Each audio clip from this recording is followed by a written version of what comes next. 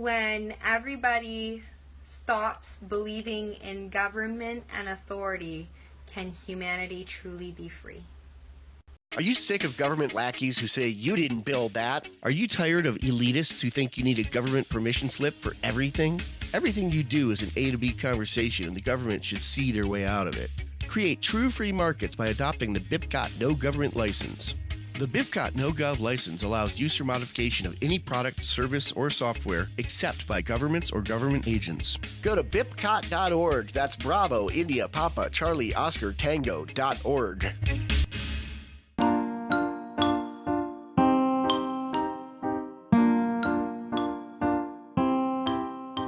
Hello, everybody, and welcome to Peaceful Anarchism on the Voluntary Virtues Network on theseedsofliberty.com and theconsciousresistance.com. Peaceful Anarchism is covered by the BIPCOT No Gov license. This allows for reuse by anyone except for governments and the agents thereof. You can find out more information about this at bipcot.org. And she's got the BIPCOT flag back there, so beautiful. She knows how it goes. So today we have Cheryl Yurkowski, who's coming in from Southern Ontario, Canada. She's a voluntarist, model, peaceful parent of a 5-year-old girl, and the founder of Anarchobabe, which just passed 12,000 likes. So she's cruising. She's on a roll. And you can find her on Facebook, Steemit, and Instagram under the username Anarchobabe, and on Twitter, Cheryl Yurkowski.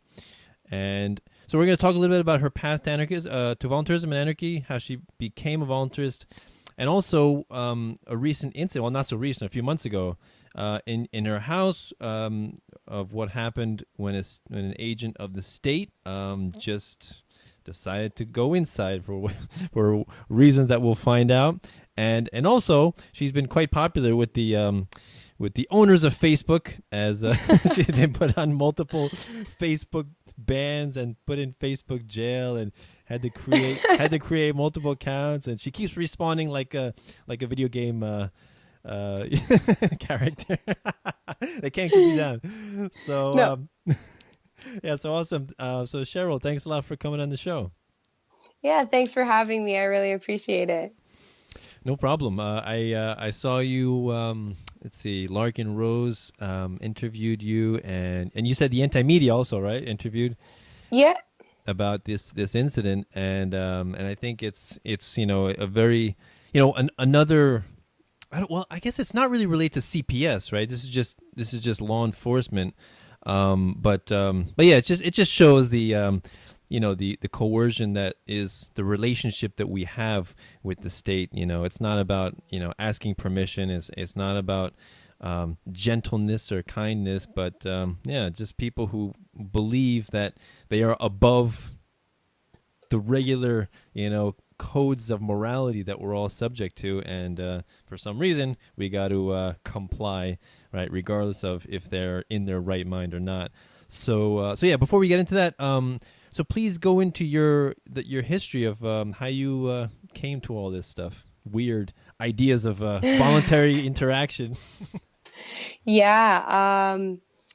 Long story short, it all started because I was raised in a Christian background. I know that's how I started down the rabbit hole, was actually through Christianity.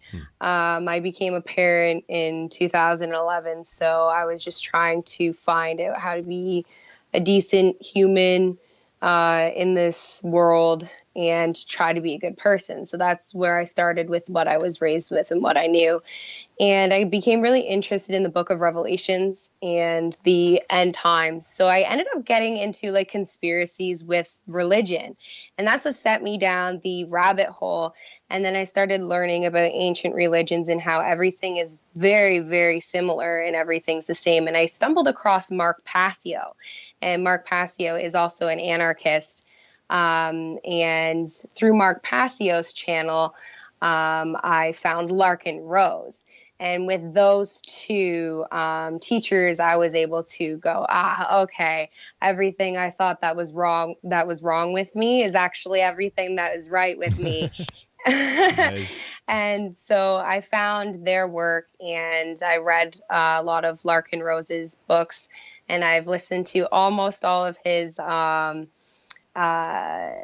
recordings on ConnectPal, and he just really made it easy to understand what anarchism is, voluntarism, non-aggression principle, and self-ownership. So between him and Mark Passio and all their work, that's how I ended up where I am today. Awesome. Yeah. With me, it was Stefan Molyneux, and I started with peaceful parenting and learning about corporal punishment and spanking, what that does to children, and then that brought me into voluntarism. But also Larkin Rose in his book, The Most Dangerous Superstition. The first time I heard about you was I saw a video of you reading a passage from Larkin Rose's book, The Most Dangerous Superstition. Yeah. Was that like when you were just discovering him, or you knew about him for a while? That's when I had just really started to get into a lot of his work. And I'm like, I really need to start telling people about this man and how simple he's made everything in this book. So that's what I did. I just started reading his book, and it just really solidified everything. If you know Larkin Rose and you've read his book, you know exactly what I'm talking about. It's just so black and white. Yeah. That book, really clarified the idea of belief in authority, and he talked a lot about the Milgram experiments, right, and how telling that is, and how people will stubbornly do things even if they think they're morally wrong, but if they believe that there's an authority figure telling them, and that somehow that shirks responsibility from that action onto the authority figure, that they maybe that's okay, that they can't claim personal responsibility. And it's amazing that people can do that and commit really horrific actions up until killing people if they think somebody else is responsible, Oh, my actions didn't cause that. I was just doing my job. I was just following orders, right?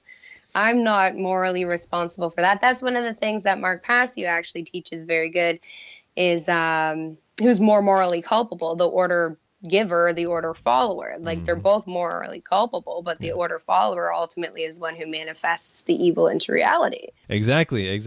I mean, there's the whole idea of diffusion of responsibility, in the chain of command. It's like you have the president who issues the order, and all the generals and commanders, all the way down to the soldier that actually does it. And so who's responsible? I would say everyone's responsible, but yeah, you're right. More responsibility lies with the order follower, because he changes that from words into reality, causes immediate suffering. And so, yeah, definitely the idea that, that there exist sociopaths that are attracted to positions of power should not be a surprising thing. Really, really, it makes sense, right? Oh, big time. I mean, it's just so funny how people have this idea of the benevolent, compassionate, kind-hearted public servant. I go into this office of power to serve people. I'm using your money for you. I'm serving. I'm not ruling over you. I'm representing you. Yeah. It's just amazing how people tend to think that it's like, the argument that people are evil, right, and need to be controlled. But then again, the kind of people that want to control other people are the people who are attracted to positions of power. So yeah. It's just it's this circle, and it's just it's this circle of insanity, and it's just what? Yeah. So yeah, Larkin Rose definitely has a very very simple, clear, efficient way to explain these things, and I think that's what I've been striving to do in my writing, my videos that I make, and the way I explain these things. I try to explain things in a way that it's almost self-evident and obvious, Like one thing I wanted to ask you also is, how do you talk to people, or do you talk to people like that you meet all the time? You go to the store, you go to the post office, you go to the bank, you go to different places that you go, and you meet people. Do you get into conversations about this, or let's say with your child, you're at a playground? Do you get into conversations like this? all the time. There's countless examples of anarchy all around you, just by how humans interact. And I simply point them out to people, especially in situations where you know they can't deny it.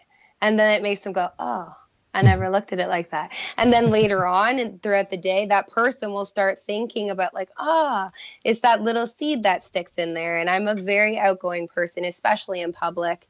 I'm always very chatty with everyone. And I'd always try to spread voluntarism and try to change people's trained beliefs on anarchism, because everyone believes anarchy is chaos, and it's not. So give me an example of a recent conversation you've had and how you approach it. Like, I just want to understand like the way you start a conversation like this, or how do you lead to that conclusion? It's usually something funny and charming that I'll start off with is usually what it is. Like, there is this one, perfect example.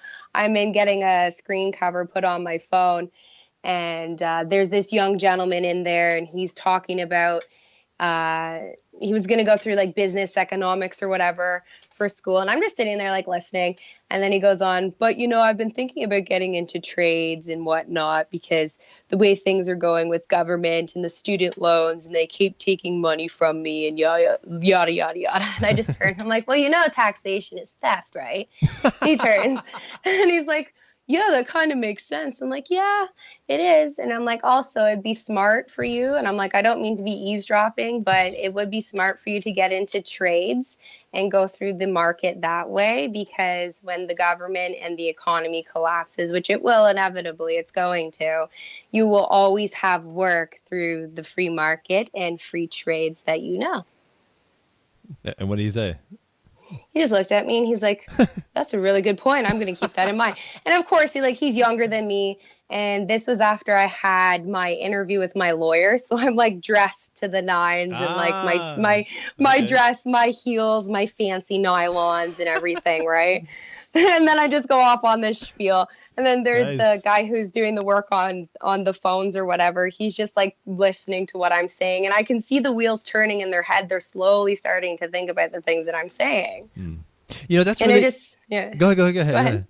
I was just going to say, and when I approach them, I'm usually really giggly and charming to warm them up to the idea, right? Yes. Using the idea behind Anarchobabe. Yeah, using rope them in with your charm and sweetness. Exactly, using humor. I mean that's a great point. When you're talking about your appearance, like dressing nice. Like, I think for me as well, I always try to dress pretty respectable, and I think and also the fact that I'm with my kids, and I talk about homeschooling, and I talk about why we do that and the unschooling, and so they see that I'm like a decent person, that I have morals, and then finally maybe the topic for me eventually somehow I forget. I mean, how does it happen? It just, I don't know. It just happens. It reminds me of that meme where you see the penguin, and it's like I'm going to a party, and like ends up talking about the apocalypse or the government is evil. Yes. They said I wouldn't get political through doing Slater. Yeah, but that's the thing. I don't consider it political, though. I just get like what I talk about is people say, I don't know, what's your political stance? I'm like, no, I'm not. I don't have a political stance. I have an apolitical stance. No. We talk about human action, economics, morality, agorism, homeschooling, unschooling. These are not political stances, and all we're looking for, the way I look at it, is logical consistency, right? Principles. Yes. And once you consistency. Once you figure out those principles, you don't need anything else. It doesn't matter what other people do. It doesn't matter what their gender, race, nationality, religion. Doesn't matter what any of that is, right? Because we're all just human beings. And if it's murder here, it doesn't matter if you travel an ocean away. It's still murder. Murder. Yeah, exactly. Right. Oh, yes. Let me give you an example. For me, recently, I was at this place where my kids were taking these classes. They're like really fun, like classes geared towards homeschoolers about math and science. My kids love it. Absolutely. They love it so much. And I was talking to this one woman who's also a new homeschooler, and so she was asking me questions about it, and I was telling her why we homeschool and everything. And then I told her, I think somehow I mentioned my website, my YouTube channel. She's like, oh, what's it about? Actually, she's like, what's it called? And so at that point, I don't really like to tell people what the name is, because once they hear the word anarchy, like they get a certain thing in their mind. So I back into it. Right? I'm like, well, actually, I talk a lot about morality, economics, and something called voluntarism. And I said, we just advocate for voluntary interactions between peaceful people, right? Do you support that? Of course, of course you do. And then I asked her her name. What are the different voluntary relationships in your life? And she's like, my husband. Yeah, your husband. Your friends, the type of businesses you patronize, these are all voluntary interactions. Now, what's an example of an involuntary interaction? And she was thinking, and she said, school. And I said, you're right. Government school is an involuntary interaction. Now pan that out a little bit. The essence of it is the state, right? It's a state-run institution, right? So the state is the entity of coercion and threat of violence in our life. So if you advocate for voluntary interaction, it automatically negates the state. You have to be an anarchist. And then she's like, that makes sense. Yeah, see, it's little things like this, and you do so much better at me than explaining it. But that's exactly how it happens, is you just ask them these little questions where they can't disagree with you. Right. Yeah. And I think it definitely helps, to look nice, to speak with authority, or not, let's say, speak with confidence, right? And just assert yourself and just show that you're a knowledgeable and decent and moral person, and they're going to respect you just based on that. And I think, and then when you say you're an anarchist, they're like, that's interesting. This decent, respectable person is also an anarchist. How can that make sense? They're not like sitting here throwing Molotov cocktails at Little Caesars. Yeah. like all these protests that are going on, Black Lives Matter, rioting and, destroying, what do you call it, stores and breaking windows, stealing merchandise. That's what you get when you have statism. That's not anarchy. That's statism. Yeah. So it's so unfortunate. So please get into your the incident, the famous incident or the infamous incident that happened that really started or changed your life. Long story short, the law enforcement of Lindsay, Ontario, were called to a disturbance at my house. And I was downstairs in my bed sleeping, and the police had entered my home without a warrant. In two different statements now, one of the statements says that the police entered the home because the door was ajar, which gave them probable cause to enter the home, which it doesn't. That's so weird. Yes, and then the other story in the one statement was that they saw Jesse, and Jesse asked them to stay outside, but they didn't listen, so they came in anyway, which, again, no warrant. So regardless, they entered my home without a warrant, and they came downstairs to see where I was because they were called to a disturbance with a male and a female, so they want to check on the supposed victim or whatever to make sure they're okay. So that would have been me. I was downstairs sleeping in my bed, in my sheet, just in my underwear and topless, because that's how I sleep in my home. And I come out of my room to my daughter crying, and I walk directly into a police officer. And I had told the police officer that they need to get out of my house. There's no warrant. I'm fine. I was sleeping. I want to go to bed, and I want to be left alone. The police officer, Sergeant Jeanette Drew, she continued to escalate the situation instead of de-escalating it. And I had called 911 at this point because she was not listening to me. And this is all in my disclosure now that I have it, this whole 911 call. And you can hear me say, get out of my place, get out of my place. And then you hear me say, ow, don't touch me. And then they cut the call. And that's when the female officer slammed me into the door in front of my daughter. And I turned out the lights and I ran up the stairs to get away from the police officer who's trying to arrest me at this point, because she was just being extremely hostile with me. And so I was defending myself and in protection mode of my child. So that's why everything went south with her, tried to get away from her. She ended up yanking me over the couch and popping my arm out. And She held me down and put her knee in my back, and I told her to let go of me 3 times. She wouldn't let go of me, so I bit her as I was trained in self-defense. If you have nothing left to protect yourself with, bite them. And sure enough, she let go of me, and it wasn't a significant bite mark at all. I saw the pictures in the disclosure. It's not a bad bite mark at all. And then that's when she called Mark Donaldson over to me, and he's the male officer who flipped me on my back and straddled me topless and 2-hand choked me until I went limp and I was gasping for air, and I couldn't, I went in and out of consciousness and everything. And this all happened in front of my 4-year-old daughter. And this is all recorded on that 911 call I made. And you can hear the police cut the call in certain parts where you can hear the police provoking me, showing that they were in fact the ones who aggressed against me. If the police had just left when I told them to leave and get out of my house because they had no warrant, everything would have been fine. But this is what happens when you deal with these people. They think that they are the law and they can do whatever they want. And they just decide to beat me up, and I'm supposed to be the victim. They really served and protected me. And then they threw me in jail for 5 days because prior to this happening, all on video camera, I was assaulted by a security guard at a local restaurant. Because someone had thrown a drink, and I got blamed for throwing the drink, and it wasn't me. So the police came to my house and arrested me with a warrant. So naturally, I know that they have a warrant. There's not much I can do. So I went with them, and they took me down to the station. I didn't give a statement, never give a statement, because everything you say can and will be used against you in the court of law. And I ended up beating that charge, which was assault causing bodily harm, because the security guard held me down like I was taught in self-defense. This all happened a month before this police incident. And it is connected, and I'll tell you how it's connected in a minute.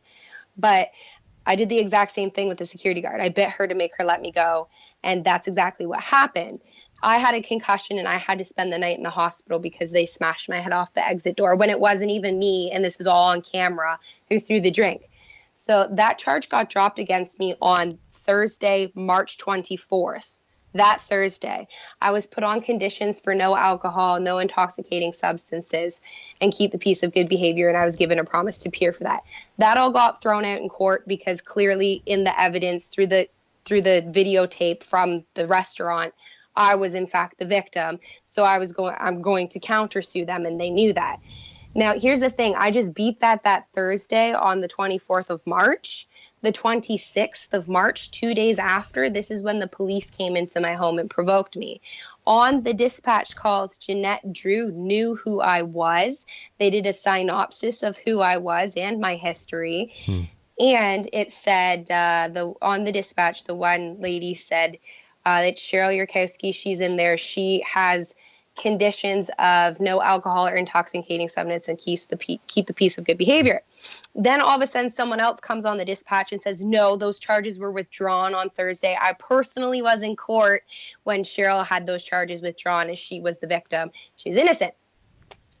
So Jeanette knew this, okay? She knew this. She put me in jail for 5 days, saying I breached my conditions for having alcohol in my system, which I wasn't drunk. And she says that I had alcohol in my system and put me in a maximum security jail for 5 days without seeing my kid, threatening me that the CAS took my kid. I had no idea where Sophia was for 5 days. And this is all because she didn't like that I stood up to her, and they knew to come into my house to provoke me. They knew to deal with me that way, to be able to power trip and use their authority to do what they do, act like gang members. And that's exactly what happened. And it's all coming out in my disclosure because they keep trying to cover it up and they keep screwing up with the evidence, and it's all coming out. And it's good that it's all coming out because in the end, the truth will set me free. And I've stuck by the truth the whole time. And the fact is that these thugs entered my home without a warrant and beat the living shit out of me and almost killed me in front of my 4-year-old daughter. And they want me to take the threat charge, which was when I said I'm going to kick you in the face to the police officer after she's already been beating me up for 5 minutes because it's all in that 911 call, right? Mm-hmm. So they're trying to make a deal with me and threaten me, saying you won't face jail time if you take the one threat charge. We'll drop the assault charge, which will put you in jail for a long time on the police officer. So they're trying to bargain with me, which is a fear tactic. And it's no, I'm totally innocent of everything against me because these police entered my house without a warrant.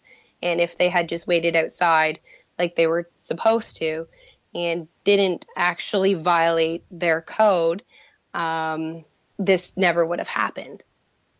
Can you also mention after they, beat you up and then the male officer brought you to the car, and that what happened in the car? Like he was speaking to you? Or? Once they got me in the car, it was just me and the male officer who had choked me out. And, my battery's getting low. I'm going to have to plug it in.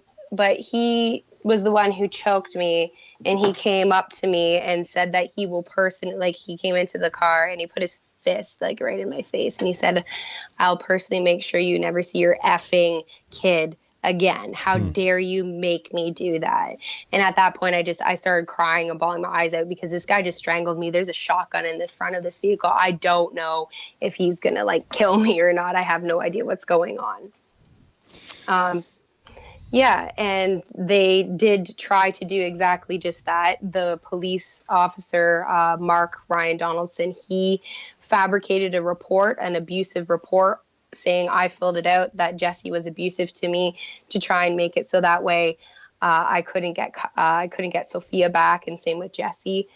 They tried to make it so that way we wouldn't get Sophia from the CAS, which is similar to the CPS in the States. The CAS just closed their file with me, and it's been since March. That's how long it's taken me to get them out of my life. CIS, right?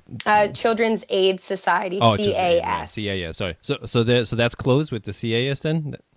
Finally, yeah. Okay. Wow. Yeah, this, when I first heard about it from the Larkin Rose interview, I was telling a few of my homeschooling friends about it, and I don't talk too much about anarchy, because they're not anarchists, of course, or voluntarists. But I do, we do talk a little bit about this stuff, and I think they were very critical. And what was kind of sad, I realized, was that a lot of people do the victim blaming thing, right? Yeah. They're like, she must have done something to deserve that. It's like, we don't have all the details. Don't jump to conclusions. You make the police out to be, like they're just evil people. They just want to beat other people up, but you don't know all the facts, so why are you, and it's so sad because it's like you have a person who's an individual, no special superhuman rights. then you have another person who's an agent of the state with sovereign immunity and protection from, the effects of their actions, who's in an obvious, role of power over the individual. And when there's a problem, you blame the individual. It's crazy. It should be more often the other way. I mean, it's like, it's like the power is so skewed. It's really sad how so many people fall onto that mentality of, and I guess it's a form of Stockholm syndrome. These people must be our protectors. They must be there to keep us safe, and that person must have done something to make him like that. And it's so sad. You really are you're rationalizing your slave master, basically. Yeah, exactly. It makes no sense to me. It really doesn't. And I saw a lot of the posts, and I read a lot of the comments on anti-media when they shared my story. Mm-hmm. And I was even surprised that a lot of people and their comments that they put on there with the victim blaming towards me and whatnot. And I just said, well, that's okay, because when the disclosure comes out, you're going to see that there was definitely a conspiracy plotted against me. And sure enough, it's all coming out in the wash with the evidence in my disclosure that they have been fabricating stuff against me. They did work with my ex to throw me under the bus. I watched an 1 and 45-minute long statement that my ex gave to me. He said they said on tape it was voluntary, but you can tell the whole thing was coerced just by the way that they were asking the questions. And I had opened an internal review through the OIRPD in Ontario. They're the ones who conduct internal reviews for police departments when citizens, slaves make complaints. And they ultimately found themselves not guilty after they got Jesse's statement, which was the detective who was doing my internal investigation for the police brutality was the same inspector who conducted Jesse's statement. So I found that pretty funny. And just all the tampering with the evidence and whatnot. So, I mean, everyone can sit there and say, well, she must have done something. She must have done something. Yeah, I did do something. And that something is I pissed off the state with all the information that I spread and try to wake people up to how government and authority is the most dangerous superstition that has ever existed. Do you think a large part of this has to do with that? With your activism and what you post? I definitely think that there's a lot of harassment involved with it because in that statement that my ex gave, they were asking questions about that. And Jesse gave them a USB disk full of my information. Like, really? That's what this was all on the recording. Wow. He's like, yeah, I have information about her stuff that she shares, anti-police, anti-government. She's very hostile towards police. Oh, my God. So that was really, really difficult because of all people, I thought that that person should have known better. I said these people will come to you at your lowest when they've destroyed your life to get a statement out of you. Never give a statement to the police ever. Right. Wow. Yeah. Well, that's so really, this is how the government gets people to turn against you. People that you think would never do that, they will through fear. And that's the thing is through fear, you can make a lot of people do a lot of weird things that you wouldn't think that they would do. Not me though. I still haven't given a statement. I haven't buckled. I won't buckle to these guys. No, not a chance in hell. I'm fighting this all the way to the end. These people were immoral and the world's going to know about it. Right. Yeah. It's this. I think it's a lesson in, compare, the police to a private security agency, and can any private security agency or just think of like a mall cop or a bouncer do something like this and be free from reproach or punishment, and they can't ever. Well, I find that exactly funny because the situation that led to me going to jail for 5 days was because an agent of a private security company did in fact assault me and tried to charge me with assault causing bodily harm when she full on attacks me and she violated all of the codes of her job. Did you have, was there a video of that? I have a video of it. Yeah, I have it on my Facebook. And what happened to her? What happened to her? I'm currently in a lawsuit for that. But the courthouse that I have to file it through is all through Lindsay, and they all know me there, and they're giving me runarounds, and they keep not accepting anything that I try to go and push through that courthouse because they all know who I am. You're just like a thorn in people's side, apparently. Cheryl. I love it. Though. I love it. I mean, you just don't back down, which is awesome. I mean, No. I think people who have the courage to stand by their convictions and their principles, because you're firm and you understand that you didn't do anything wrong, that you are innocent, and these people, the law enforcement agents of the state. I don't always like to say the government attacked you. These are agents, people acting under this banner called government. These are agents of the state, The shadow hand that believe that they are superhuman and they can just, burst into people's homes and beat up people for no particular reason, or just because they felt threatened by a person, that we should beat him up just for his own safety. Like yeah, we're here to protect and serve you. Bang, bang, bang. Oh my God. My own uncle said to me, this is hard. My own uncle said to me when I got out of jail and all this went down, we were talking, he was looking at me as if like I was a liar, and I could sense that, but whatever. And he says to me, well, Cheryl, you need to grow up sometime. You can't just always fight back against these people. He's like, if they're called to a noise at 11 o'clock because that's the law and there's a disturbance and there's noise laws, they have every right to come into your home and do whatever they did to you. And I'm like, whoa. Yeah. Yeah, that's sad. Even when family. Yeah, and I was just like, ouch. I'm like, that kind of hurt. And I'm like, that's totally not right. And I'm like, whatever. And he got mad and he left. He actually left after he said that, because I turned to him. I said, I just got out of jail and I really don't need your added smugness right now, because I was just too worked up to even try to explain anything. And with the state of mind he was in and how he said it, I'm just like, I'm not going to, it'd be like talking to a brick wall. Right. So what about your other family members? What do they, have you talked to them? Like, what do they think about your activism? They've actually warmed up to it a lot, because remember how I said I come from a Christian background? Right.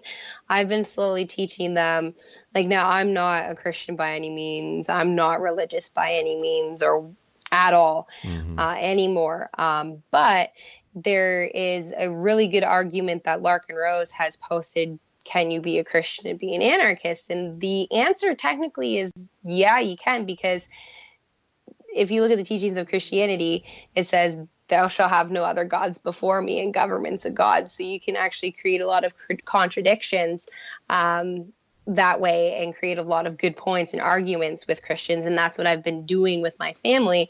And they're kind of like, oh, yeah, I see what it is. And they're getting it now. So they're starting to warm up to the idea. And now that all of this evidence is coming out in the wash, they're like, oh, maybe there was a conspiracy against you. Maybe there was something there. And I'm like, yeah, there is. So that's how I've been kind of warming them up to it, is trying to take them, I don't know how to say it. I know that they're never going to change from being Christians and whatnot. So I have to try and make it make sense to them through their beliefs or whatever, I guess. I don't know how to say it. I don't know how to explain it. It's difficult, though. It's difficult. But, my mom and my dad are fully supportive of it, and they get it. Now, they're not religious by any means either, but they believe in God and, like, the Bible and stuff like that. So I just try and, point out those little contradictions there and make my point of anarchism and voluntarism to them, and show them that it's about peaceful interactions and us wanting to dissolve the violent threats that we face.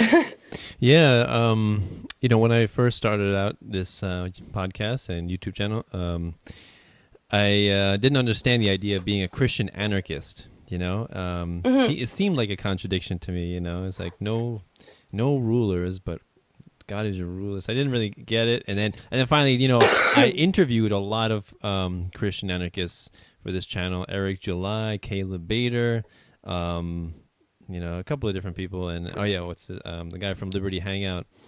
Justin Muldell, and James Chalene, and probably James, yeah, right. Yeah. And so it's it is interesting, and now I've come to the conclusion, and also I used to say I'm more anarcho-capitalist, but now I just say anarchist because I don't even think that we need to specify all that much, because I like the idea of voluntarism. Just all we need, just dispel this idea of statism. There's no such thing as a legitimate government or a legitimate ruler. And then after that, after we get to that place, live how you want. Yeah, As long as you're exactly. not hurting anybody, it doesn't matter what you do. It doesn't Right? matter what religion you believe. Yeah, exactly. And like that's the thing. That's where I can understand it because I just actually had a recent debate with a friend over this where they're like, "Well, no, you can't be an anarchist and be a Christian because God, like you just said, like God's authority, blah Right. blah blah, Right, things right. like that." But I can understand it from their point of view and how they see it because they don't see it more of like an authority figure. I guess that's how my parents have explained it because that's what I've said. I've said that exactly to them. And my parents are like, well, no, we don't really look at it like as like a authority figure and whatnot. I'm like, okay, that's your cup of tea. This is how I view it and Right. whatever. Right. When I'm talking to people, I figure out, are you a decent human being with morals? A morality, a conscience, and a moral compass. And if you are, it doesn't really matter what you believe. You can, Muslim or Christian or Jewish or whatever. It doesn't matter because maybe some people need this idea of God to be good. And they need that, and that's fine and then somebody else says, no, that's horrible, that's ridiculous. I'm an atheist, and I'll be good, or I'm a voluntarist. I'm just good because I understand universal laws of morality. Good. So both have the same outcome. So it doesn't matter how people got there. Right. And like that's how it started for me is like I'm like, well, how do I be a decent person? So I went to what I knew with what was decent and like what would Jesus do and all these good teachings, right? And don't get me wrong, there are some really good teachings in that book. But then when I was getting into like anarchism, like God creates man to force it to love himself, and if they don't love him, he's gonna throw them in a lake of fire. I'm like, I don't think I like this God. Right. So I've just found the balance between the two. I've found the balance between the two, and I think that's ultimately like what life is about, is being able to find the balance between the two. Like, I mean, it's like that video I share all the time by Kyle C's, like, you are what you love, not what loves you. That video I share all the time. It doesn't matter whether you're a Christian, you're atheist, or whatever. Doesn't matter. Because we waste so much time fighting over that rather than seeing the actual point and seeing who the real enemy is, which is a bunch of men and women in suits who think that they can bully us through this idea called government. Right. Actually, you just remind me of a meme. You see Jesus. Somebody's like, I guess, sick or dying on the floor, and Jesus is like, holding their head and embracing them, and then it says, "Hold on, just stay right here. I'm gonna go over here and pass a law to forcefully redistribute wealth." to then give you health care. That's funny. That's funny. I like that. Yeah, it's like all these memes. What would Jesus do? Like. I love the "What would Jesus do" memes, or like the Yahweh ones. Yahweh. Well, I haven't seen those. The Yahweh ones are funny. I haven't seen those. Okay. I'll have to send you some dank memes. Definitely.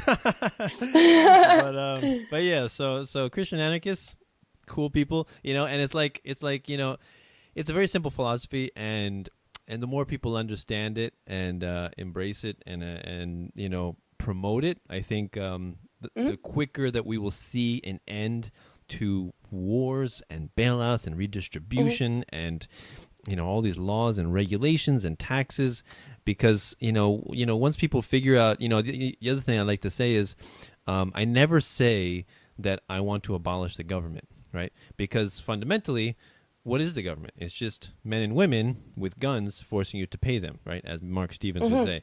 So how could you abolish that? It's nothing to abolish, right? It's just realizing, as Larkin Rose would say, is realizing that like the Tooth Fairy, like Santa Claus, and the Easter Bunny, it's just a belief system, right? Statism is a mentality, and so it's not like if you remove Santa Claus, are the people going to wonder, well, if we don't have Santa Claus, how are we going to get gifts to the kids?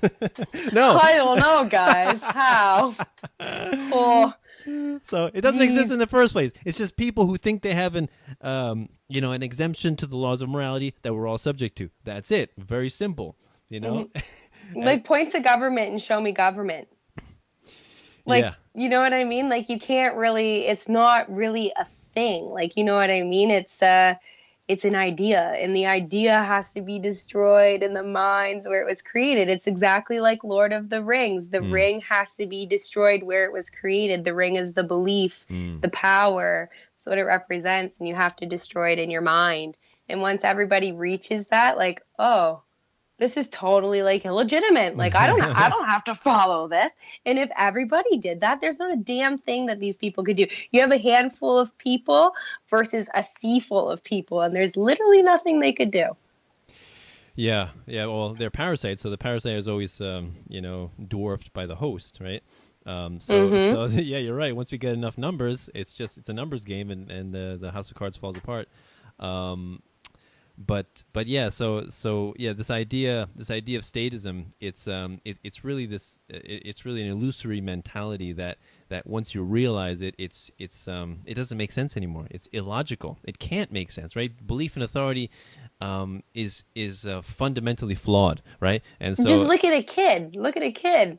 And how kids interact on a schoolyard. No kid wants to be ruled or have authority over them. It's natural to be an anarchist. It's just natural. And actually, talking about kids in schoolyards, people would say, I can imagine people to that argument say, well, what about bullies? See, in schoolyards, this is my favorite topic. Okay, go ahead. Oh, this is a great topic because I've noticed quite a few stir-ups in a lot of the anarchist groups and communities because of the NAP, the non-aggression principle, and there's lots of gray areas and whatnot. The thing about the bullying situation, so you have a schoolyard, you have bully Mike, and then this Mike kid bullies all the other kids, and none of the other kids are strong enough or quite tough enough to put this Mike jerk in his place. So there's this one kid, Billy, and Mike doesn't pick on Billy and leaves Billy alone. So technically, Mike hasn't aggressed against Billy. So he's not violating he's not violating the non-aggression principle there. However, he's violating it all over the place with the other kids. So Billy sees this going on, and Billy decides to go over and punch out Mike, the bully. Technically, Mike did violate the non-aggression principle towards Mike. However, Mike deserved it. Right? So I find that that's a pretty good example of when people say, oh, well, there's these gray areas, yada, yada. And I'm like, well, sometimes when the bully gets hit, kind of looks good on them, and I can understand it. So that's one of my favorite topics about schoolyards and bullies and how it all works. Okay, so I just thought two things when you said that. The first thing was, the way I would respond to that is the idea of government school is people think, you got to send your kid to school for the socialization, right? No. Forced association is not socialization, right? So we see bullies and gangs in school, and where else do you see them? In prison, right? And another environment of forced association, right? So the formation of bullies and gangs and violence is natural in environments where people don't want to necessarily be together. They're forced to be together. That's entirely true. How many kids tell you, I don't want to be at school, I hate it? Right. Excuse me, I'm sick. Yeah, no, it's okay. Okay, so one argument that I hear from people is like, all right, so if all government is immoral, does that mean that I have the right to beat up my postal worker, my mailman? What? Because he's a government agent, right? And his salary is dependent on theft. So does that mean I should beat up my mailman? And my answer to that, so my answer, or you could say a teacher. Can you have a right to beat up a teacher, right? So the answer to that is no, because sure, these people are paid in stolen funds. I mean, there's a big difference between a mailman and a soldier, right? There's one person that's obviously violating human rights, and another person is just doing something that perhaps, if left to the free market, there would still be a mail service. It wouldn't be called maybe the U.S. Post Office, but there would be some agency that would be delivering paper, right? Right? Someone's got to get their mail. It's a legitimate. It's really a legitimate job, and same thing with teaching, right? There would always be teachers, not just in government school. There's always teachers. So who will build the roads? So that's the first thing, and then the second thing is, I don't think teachers are evil, or trying to indoctrinate our kids and manipulating our kids. I don't think all law enforcement officers are evil either. No. Right? But what I do think is that the system that they're operating in is inflexible, is immoral, right? And that is the foundation of it. So I'm not. That's why I don't support anybody, bombing, government buildings or shooting cops or killing anybody, because that's not the solution. You're not dealing with the problem, which is a fundamental misunderstanding of morality, which is called statism. That's the problem. Exactly. That's the root of the problem, right? So, yeah, exactly. So sure, it might feel good to punch the bully, but this is where the analogy doesn't really go far enough, because the idea of statism is why are these people in positions of power? Because we have created them. Because people think that they're necessary for civilization. Exactly. And so that's why I wanted to add that one point, is because I knew, like, from your aspect and your point of views, you would bring out that side, which is more important than people who just sit there and focus on these gray areas, right? So I love our conversation that we're having, because we're showing two different very aspects of that with my analogy that I just gave, and then what you just said. It shows the perfect how you can fall into that trap of arguing over little things when, sometimes it's good when you see the bully. Like, I can understand why there's this retaliation of people fighting back and all this stuff.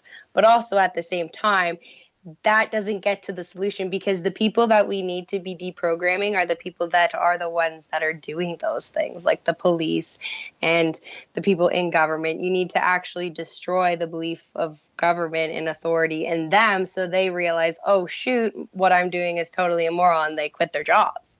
Exactly.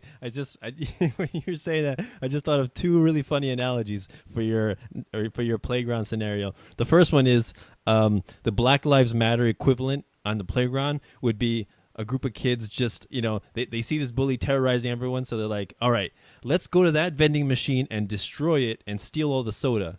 That's going to solve the problem. That's a Black Lives Matter. That's a Black Lives Matter. Yes. And then the other one was, if I was on the playground, you're on the playground, and we're both watching this bully terrorizing everyone, you would be the one to punch the bully, and I would be the one talking to everybody, saying how his authority is illegitimate, and he's using the appeal to force logical fallacy.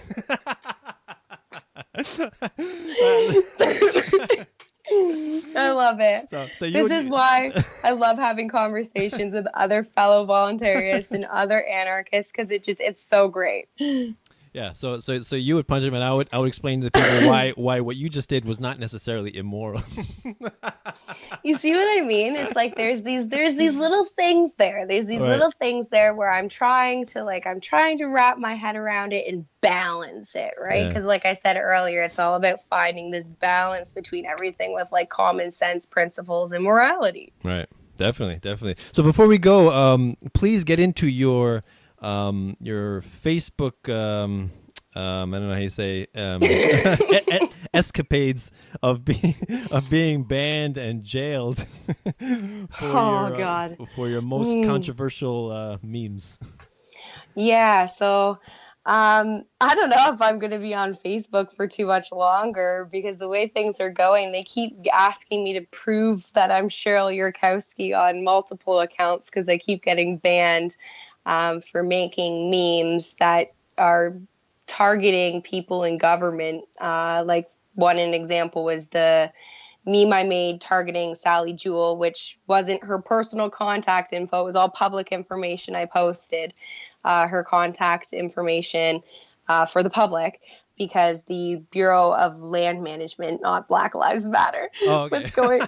Yeah, I posted BLM, and they're like, "What is Black Lives Matter doing, slaughtering 45,000 horses?" And I'm like, "No, guys, it's the Bureau of Land Management."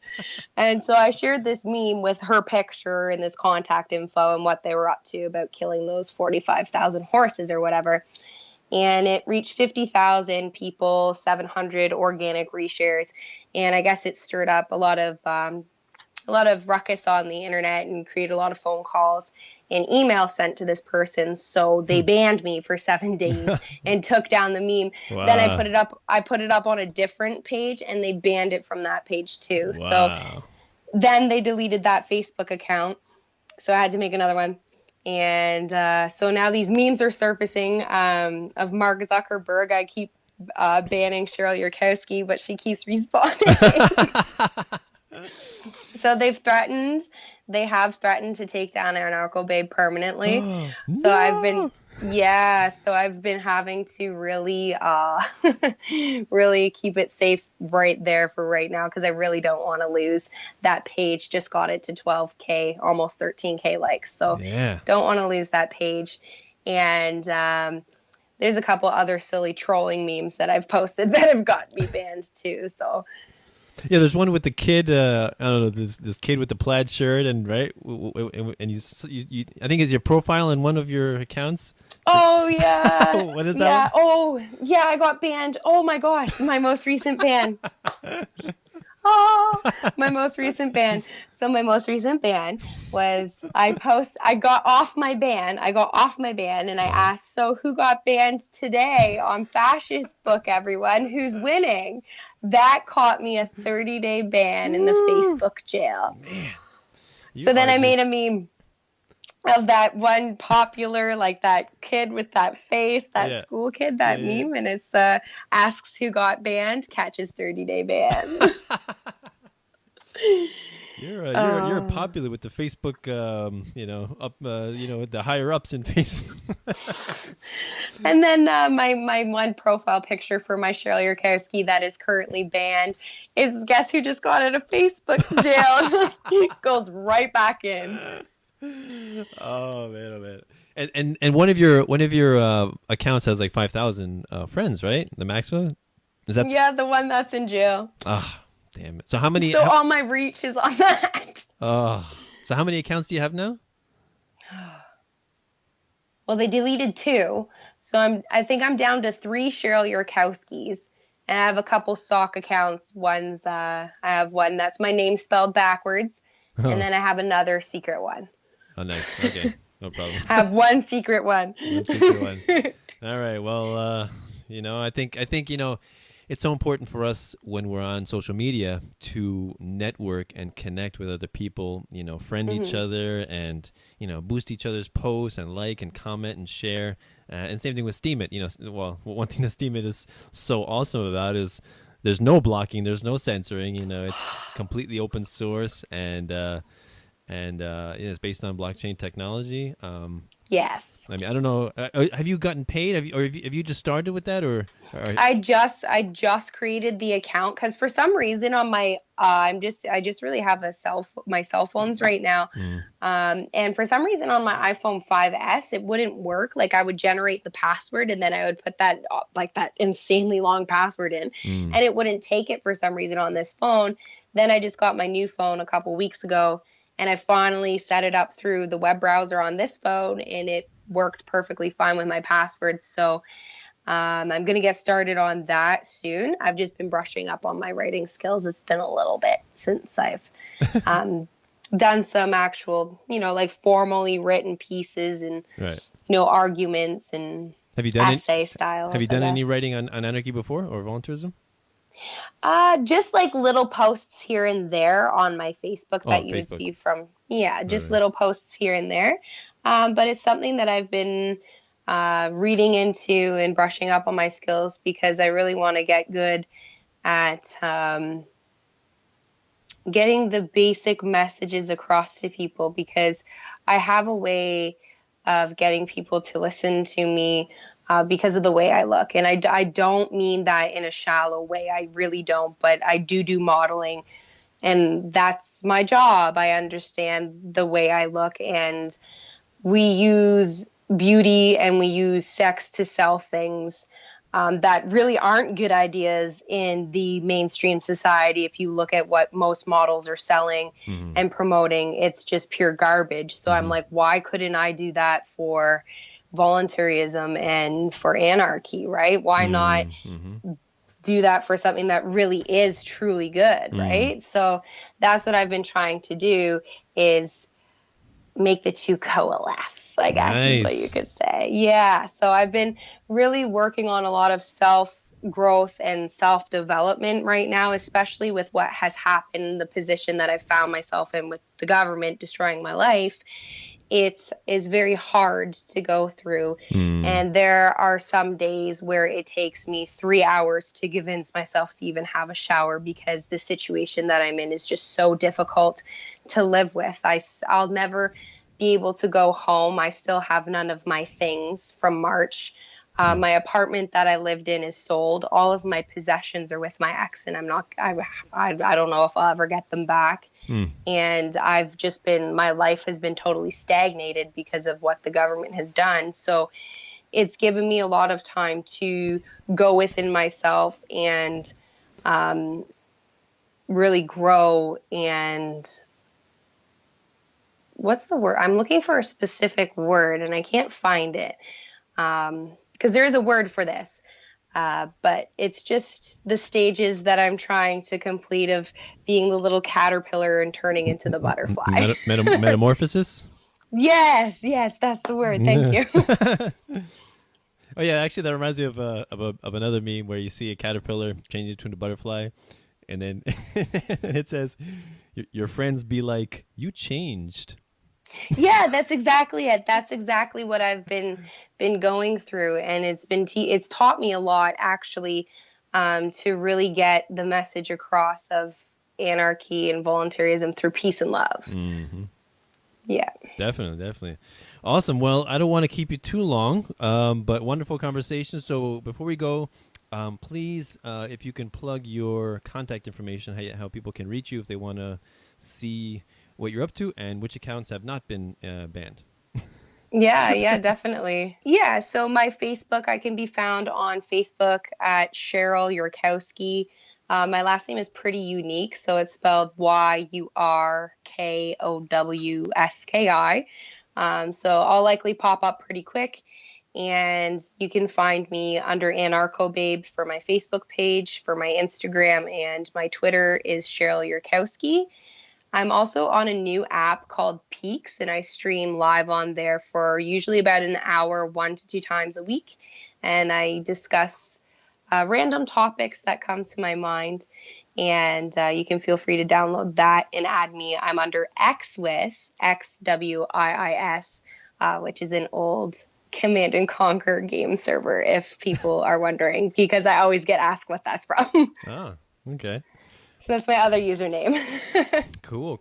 So I wanted to just mention, because you were talking about using your modeling to spread the message of voluntarism, and it made me think of Amanda Rockwitz, the Dragon Anarchist. Because I love her. Yeah, that's one thing that she talks about is how attractive women should use their looks and their appearance to spread this message, because if you get more attention because of that, then that just benefits us all. Really, right? You can reach more people, and people, I guess especially men, maybe some women, think that you're credible because of that, which, it's a great thing. I mean, it's just how the human brain is wired, We all are sexual beings, and we respond to that accordingly. Yeah. So why not use that to our advantage? Because, of course, everybody or every business uses those kinds of uses those kinds of means to portray or to spread their message. So why don't we use our right? Like I know I catch a lot of flack, and I catch a lot of flack from females. I find a lot of female anarchists. Seriously? Yes. Oh, that girl, she's just they get all they get all snippety about it.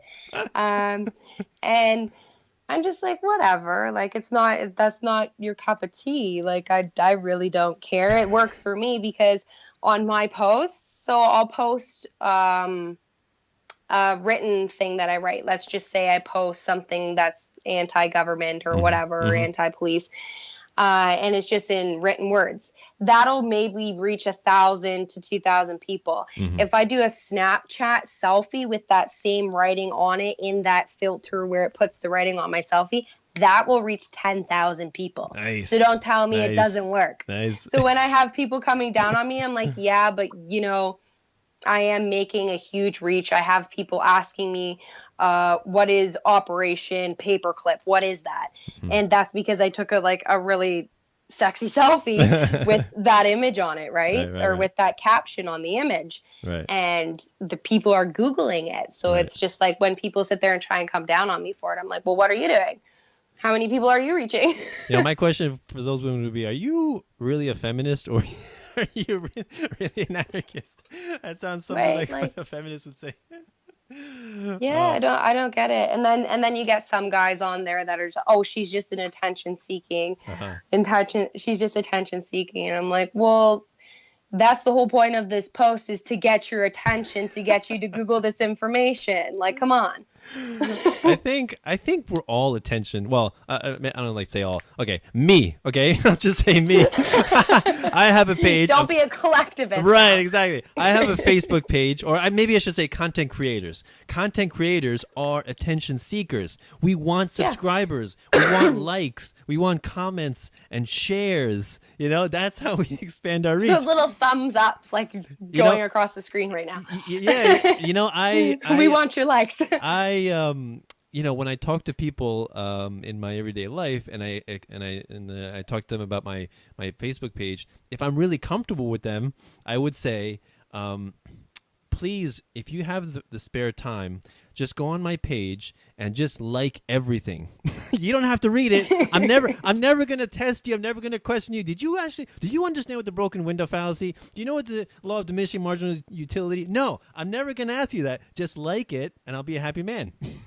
I mean, if you comment and share, if you comment and share, that'd be even more awesome. But if you don't have time, just like. Like I do that sometimes when I meet somebody, or like I'm talking to a new anarchist, and I'm like, let me just go to their page and like everything. Yeah, exactly. And that's the thing. A lot of people don't understand how networking on social media works, and like that's the thing, is it's all run by algorithms, and my algorithms get messed up all the time. Like I'll notice sometimes I'll get a lot of activity, and then other times I don't get a lot of activity. So that's why I'm on there trying to share a lot from other people's pages and a lot of other people's Facebooks, is to generate that traffic back to all of my pages, which then ultimately generates traffic back to all the other pages. And it's a network. That's how it's supposed to work. So I just wanted to say that using modeling and using your appearance to sell this, it's just another way to spread the message. And I think it's just like somebody, writing books, making rap songs, making podcasting, YouTubing, writing poetry, writing articles, it's creativity, or modeling, it's like, it's just another way to reach people, right? And if somebody is not inclined to read, a thick economic textbook, but they're more inclined to see a meme of you and a short little writing, that's awesome, because you're reaching somebody who would not have otherwise read that textbook, but because they saw your meme, now they're thinking about these concepts. Yeah. So many people have been like, oh, what's this book, The Most Dangerous Superstition? Right. I'm like, oh, it's a must read. And then I get them really hyped about it, and they're like, oh, and then they come back and they say, I really started reading this book and it's making a lot of sense. So, the anarchist model idea is working, and I try and use that is combat the mainstream media with a mainstream idea, which is do mainstream model things, but with touches of anarchy to it or something. Right. And it's all flowing really nicely. Like, as I said, I'm a very go with the flow person, and I just created that Anarchobabe character, and she's doing awesome. And yet the other thing I have to say that I think I noticed is that there's, amongst the libertarian / anarchist / voluntarist community, there's a lot of attractive women. I just have to say, I don't know what it is. I love it. I love it. It's just awesome. And then when you look at, I have to say, unfortunately, feminists. When you look at feminists, I don't know what happened. I don't know. I mean, it's like women who start complaining about their lot in life, and they blame other people for the problems rather than trying to empower others. And that's why, like, what I do, I really try to focus on, what we can do, right? What people should be doing, right? So we're not only anti-state, anti-war, anti-taxation and all that, but we're also pro-peace, pro-love, pro-family, right? and pro-voluntary interactions. And I think it's important. It's important to state that because I think some people get too caught up. They're like, "Well, I know you hate the state. You know, you hate the police. You hate the There's a lot of government." negativity there, right? And you gotta kind of lighten it up with those positive things. And that's what I'm also learning too, is how to be more loving and caring with the approach on it, because there is so much, oh, you're so anti-police, you're so anti-government, so anti-this, and there is a lot of negativity around it, right? I find, and it can turn people off to it. So, you know, I've been trying to flip it on the more loving approach and loving side, because I am a very outgoing, fiery type of person. So it's easier for me to stay in that area of, oh, you know, fuck the government, all that kind of stuff, right? Whereas that turns a lot of people off. So I'm like that with my anarchists and my friends that I know who understand that. So when I'm approaching newer people, I'm more reserved and laid back and understanding to what they're trying to say, because ultimately you're going to want to get a point across to a status, and you're not going to get it across to them by saying, fuck the police and stuff like that. It's not going to work. Exactly. Yeah. You attract more flies with honey than with vinegar, right? It's true. And I'm slowly learning how to blend it all together with the Anarchobabes. So it's working, and the future is looking good. Good. I hope you don't get banned. I have my fingers crossed. So, well, if I end up banned, I'll just be back. Always come back. That's true. They can't seem to keep us down. You know, we just keep respawning. I love that. It's awesome. It's great. It's exactly like, you know, it's like Call of Duty when they shoot you, you just respawn. Oh, hey guys, I'm back. I'm back in the game. I just fell off a cliff, but I'm back. All right. Back, guys. Yeah, exactly. It's awesome. And you're absolutely right. When it comes down to the anarchist community, we got a lot of good looking females, and it's awesome. We need all of the Anarchobabes. I know. So maybe there will be an Anarchobabe too. Hopefully you'll start a revolution of that. Oh yeah. And that's another thing too. If there are any anarchist females that want to hop on my page and also be an admin, I'm more than willing to do that. Like, you know, for them to start doing the same things, or if they even want to go their own creative way with it, just contact me. And yeah, I think it's a great idea. Do you for have a lot of women. Any admins now? It's just me and Johnny right now. Okay. Johnny Liberty. Yeah. Cool. Just him and I. And he's helped me with my Anarchobabe a lot, so I really appreciate his help. Awesome. Yeah, I definitely recommend having admins on. Definitely. I've had a couple of people help me with my page. I mean, I don't post nearly as much as often as you do probably. I'm very slow. Like, I like to write, you know. I like to, you know. I enjoy your posts, so they're very good. Thank you. The time that you take, it shows. It shows the time that you put into your work, which I definitely appreciate, because writing stuff out is difficult, and all the editing that goes into it, and you're like, how do I write this out? Exactly. And, you know, you want to be careful what you say. People are going to pick it apart, of course. People pick everything apart. That's the thing. Just when you think that you're like, oh, okay, I'm an anarchist and I've found this anarchist community. And then, like I said once, I'm an anarcho-capitalist, and everyone freaked out. I'm like, what? Like, oh, does nobody understand the etymology behind capitalism and what capitalism actually is, what? Yeah. The labeling, right? Exactly. So, So I post very infrequently, like once every other day, if I'm lucky, once every 3 days. That's why it's so nice to have admins to post stuff, you know. I'm not the type of person to just throw up a meme. I just don't do that, you know. That's not my style. I like to put more work into it. So, you know, because I've always been a writer, and, you know, I have my videos, and I do short videos too. So, but yeah, please, everyone, you know, contact her and help her out with her page, you know. Hopefully Anarchobabe can grow and reach more people with the sexy memes. We need more of that kind of stuff. The dang sexies. You need to make voluntarism sexy. I think that's your mission in life, is to make voluntarism sexy. And you know, that's an awesome mission. It is. And another thing too is you can also find me on Snapchat. My Snapchat is Xwis, XWIIS. It's absolutely hilarious.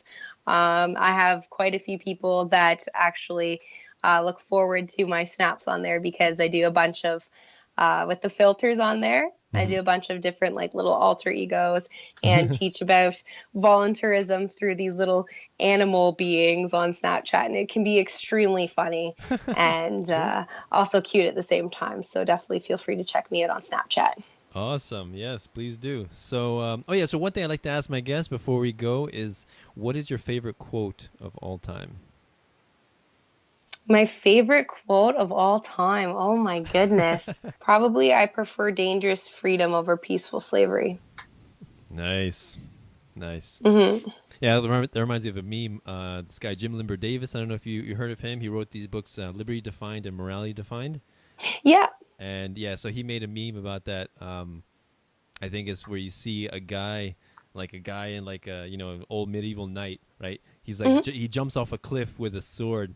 And he's like, and then you see the huge dragon that he's jumping towards, like fire-breathing dragon, and it's like, I prefer a peaceful, dangerous freedom to a peaceful slavery. It's so cool. Yeah, I love it. I love that. And probably the next quote below that would be one of Larkin Rose's, which is, "It should be stressed that authority is always in the eye of the beholder." Mm-hmm. Yeah, I like that. That's another good quote that I like too. There's just too many. There's too many. I know. I'm sorry. I put you in a corner. I made you pick one. But yeah, talking about that real quick. I basically I like to say to people that you take the actions of an agent of the state and you have a regular individual do those very same actions, and if it's a crime, then you know what the state is doing is a crime or is immoral. Yeah. It's very simple. So yeah, very good. Authority is always illegitimate. The belief in authority, basically. I mean, I guess there's voluntary authority. You look up to people because they're smart and intelligent and you want to follow them. But, once people try to rule over you with force and edicts and mandates and laws, it is no longer legitimate, no longer moral. So wonderful conversation, Cheryl. Thank you very much for coming on. Really appreciate it. So if anybody wants to help me out, you can do so through Bitcoin, Patreon, or PayPal. Links are below. That's patreon.com/peaceful anarchism to help me out. $1 a show is all I ask. I love doing this. I do it for free because I want to educate the world. And if you find value in my work, just throw me some Federal Reserve notes or Bitcoin. And help me do more of it, like interview fascinating people like Cheryl here, so we can hopefully get the world to see that voluntarism is not only logical, rational, but also sexy. We need that. We need more of this. We need more of the sexy, and because we want to raise little peaceful anarchists and voluntarists too as well. So yes, that's very important. Is educating the next generation. Yes, that's extremely important. Peaceful parenting is the way to go for sure.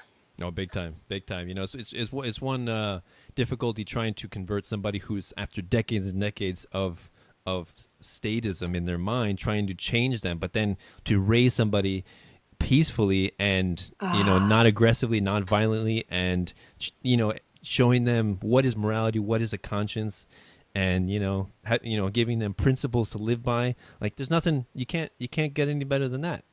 It feels so good to just nurture the natural freedom and creativity that's there in that little individual. Like that's what's so great about being an anarchist parent and a voluntarist parent and a peaceful parent is that you get to all those things I thought was wrong with me, all the problems I went through high school and as a teenager and how I was so rebellious, but I didn't understand why I was rebellious.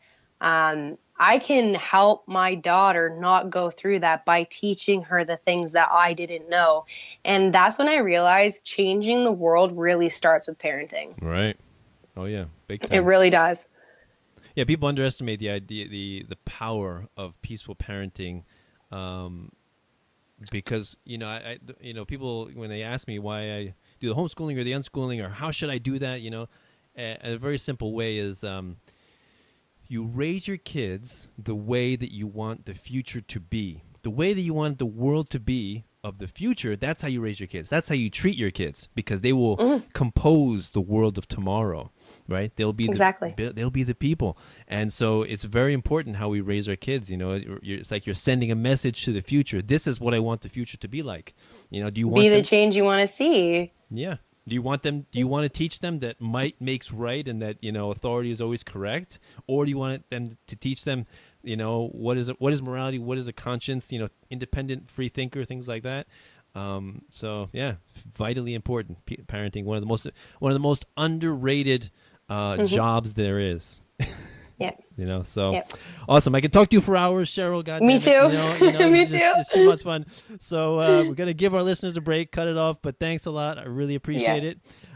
So yeah, everyone, please check out her Facebook page, Anarchobabe, and help make the world more sexy through voluntarism. I love it. I love it too. Thank you so much. I really appreciate it. No problem.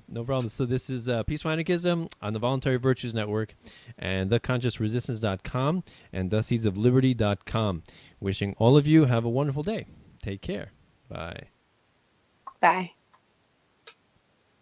Thank you for listening. If you enjoyed this content and would like to see more of it, please feel free to donate and help me interview other fascinating people. You can do so through Patreon. That's patreon.com/peacefulanarchism to help me out. $1 a show is all I ask. If you feel so inclined to donate more, please feel free. It will only assist me in spreading the message of freedom and voluntarism that much farther and that much more efficiently. You can also donate to my Bitcoin. My Bitcoin address is in the description to my videos, as well as on my website, peacefulanarchism.com. And while you're on my site, there's a donate button to donate through PayPal.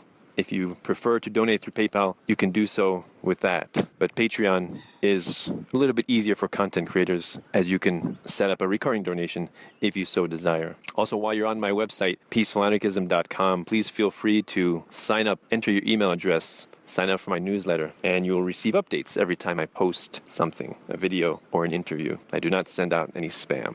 Or you can also follow me on Facebook under facebook.com/peacefulanarchism or facebook.com/Danilo Cuellar 3, I believe. Danilo Cuellar 3. So either one of those methods, if you are able to donate, I would be most appreciative.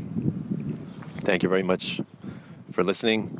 I hope you have a magnificent day. Cell 411 is a free app for Android and iOS that replaces government-controlled 911. Cell 411 allows you to preset a group of friends or private organizations to show up at any emergency. Cell 411 is a nightmare for the state because it proves their so-called services aren't needed. Cell 411 has had thousands of installs, and of course it's covered by the BIPCOT no government license. Cell 411 because your friends won't shoot you when you're in trouble. Without the government, who would build the emergency services? You and Cell 411.